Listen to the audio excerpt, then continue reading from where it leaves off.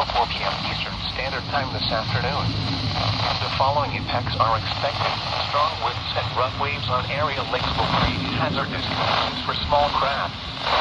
Boaters on area lakes should use extra caution since strong winds and rough waves can overturn small craft. The following is a river flood statement. Flood warning remains in effect until early tomorrow afternoon. What minor flooding is forecast? Where? Wateree River at Lake Wateree.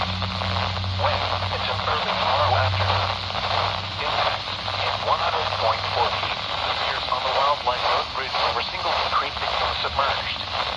Additional details at 5 a.m. Eastern Standard Time Saturday. The stage was 99.9 feet. Bank will stage 100 feet. Forecast. The river is expected to rise to a crest of 100.1 feet this morning.